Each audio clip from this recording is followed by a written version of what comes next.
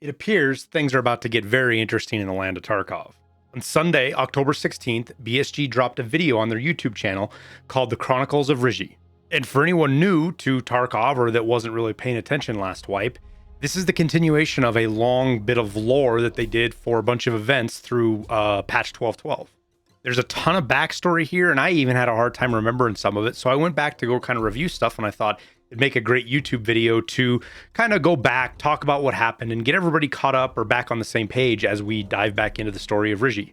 So let's talk about the video that just dropped, and then fill in the holes with everything else that happened earlier this year.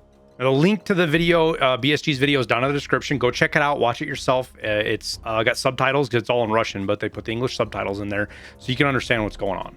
Now, the video starts with Ryzhy reminiscing about his father and how he got a shotgun from him. He then discusses how his father worked at the chemical plant factory, the same factory that we go into and play raids in. It's the same factory where, quote unquote, those crackhead brothers worked. Those crackhead brothers, as he says that, were shown, one with an Adidas tracksuit on and one with a red backwards cap. This is Killa and Tagilla before all hell broke loose, apparently.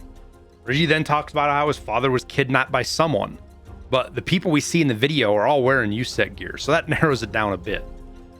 He expands on that, how he doesn't think his father is dead, because at the same time that the weirdo from the lighthouse showed up.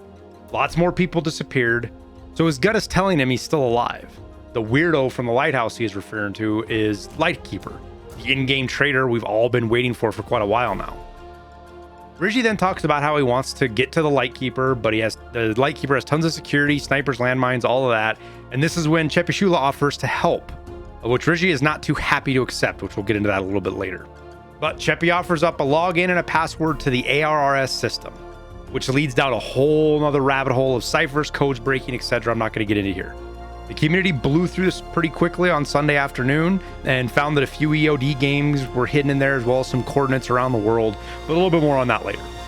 Right now, let's jump back into Ryzhy's story and where it started a couple of months ago. Back in March, on the 18th, raiders suddenly showed up on Factory, and Tagilla started spawning on Interchange with his brother Killa. This was accompanied by a tweet in which BSG basically put a printout of radio comms between the raiders, Vepr, and Signal. And the comms tell us that the raiders went to Factory, got in a fight, but quote-unquote, he wasn't there. A couple of days later, we get another tweet with a letter, this time a handwritten one from Ryzhy to Chepi. Ryzhy talks about how he knows Tagilla isn't in Factory and he fled to Interchange, and Ryzhy wants to sell this info to the raiders and hopes Chepi can arrange the meeting. The same day, we get another video on Twitter of the comms between the raiders. They are talking about how they have a local tied up who is offering info, but they think it's just a scam. It ends with Signal telling Vepr to get rid of him, so it seems Ryzhy's story was going to be a short one. With this, the event ended, and things went quiet, as far as the story anyways. Over the next month, we got leaks on Lighthouse Island, rogue bosses, and other things coming with the next big patch from BSG. Then on April 15th, we got another video out of BSG. It was rogues at the water treatment plant using voice lines to talk, but in the background, a light was flashing Morse code from the lighthouse itself. This message simply said, Red Scav, friend or foe. Who is Red Scav? Well, Ryzhy, roughly translated from Russian to English, is kind of the same how we call redheads gingers. It's a slang word for redhead. So this means that someone at the lighthouse is signaling someone at the water treatment plant asking about Red Scav.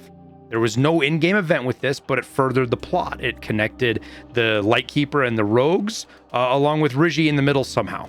Then on April 20th, we get another letter from Ryzhy to Chepi. He is letting Chepi know he escaped the raiders from Factory and was hiding out at Lighthouse. And it was Lighthouse the map, not Lighthouse the island. But the traitor wasn't anywhere to be found. 2 days later, we get a tweet from BSG that is some sort of online marketplace picture selling thingy, obviously selling electronics from Tarkov or the Norvinsk region itself. And we got our next event. The traders all had crazy gear on them at level 1. It didn't matter. You could be a level 1 and you'd had access to these barters. You know, really good armor, you name it. It was all there and available for high-end electronics as barters, which were readily available on Lighthouse.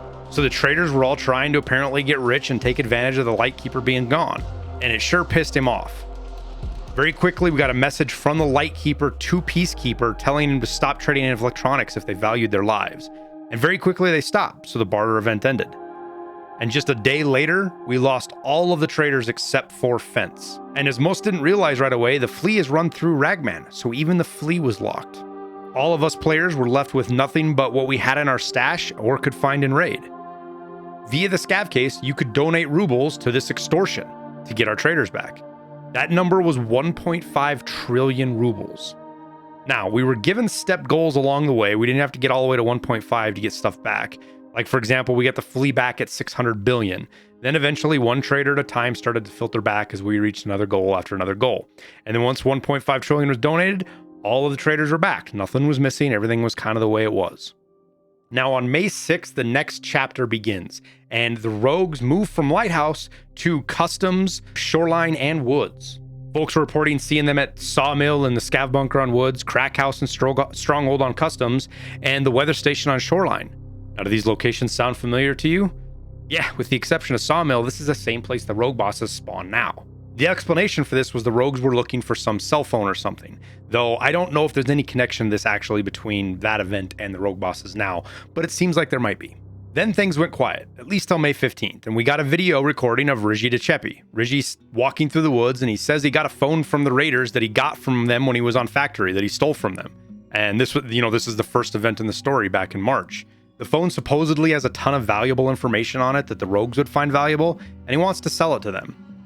Then on the 20th, we get another video, a helmet cam of sorts of a raider. The raider is at some kind of information drop point, and the letter he finds says that Ryzhy has the phone and he wants to sell it to the rogues, and it's from Chepi. On May 28th, we get the next letter of end the event. This one was from Tagilla to Killa.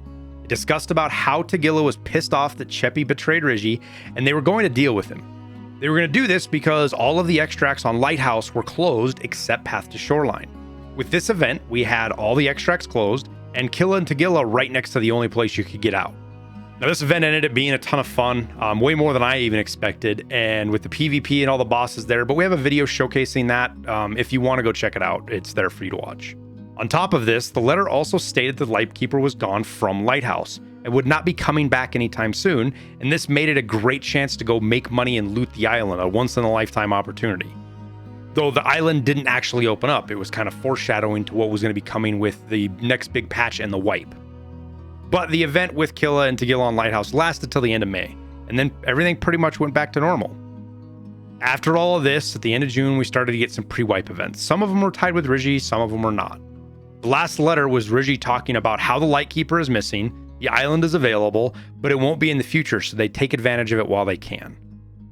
And that was it. That was the last we heard of Ryzhy until today with the latest video. Again, the end of this video left us with a note from Chepi to Ryzhy that had login information, a login name and a password for the ARRS system. Now, as I wrote this script and shot the video, a ton of stuff happened. The community, through guys like Nice Guy and Reddit and stuff like that, they blew through all the codes and ciphers on ARSS. There was a couple of free EOD game keys, I guess, in there for the lucky individuals who figured that out. And then it ended up being coordinates. And at first we just got one coordinate with San Padre Island in California. But then we got more for St. Petersburg and now one in Istanbul, Turkey. A Nice Guy, he's neck deep in this stuff. I'm just reporting what he's talking about. I'm not involved in this myself, but they think there's 5 locations. So there's still 2 more to come out as of filming this. So we'll update you guys as they come out. If you know about them, that's why I'm not talking about them right now, is we had to get this done and get it out. But the bottle that was actually in San Padre, the guys found it pretty quick, like about an hour or so. 3 guys pretty much converged almost all at the same time and found this bottle on the beach, and it had a note in it, a letter actually. In the letter, Rebecca talks about how she worked at a lab. She infers that she works for a Mr. Thompson, who it kind of feels like she says his name is Sanitar as well. And she was doing research on drug data and was sending info to the Norvinsk region. She was summoned to Mr. Thompson's office in a hurry, was told she had a very rare genome sequence with her DNA, and the Terra Group main lab wanted Rebecca to visit in person. She was then basically abducted by the company's security, had her passport taken away, and put on a cargo ship to who knows where. So I think we do know. The main lab is probably referring to the lab in Tarkov. She ends that she doesn't want to write more about her work for fear of putting her loved ones in danger, who this letter is to, presumably her son.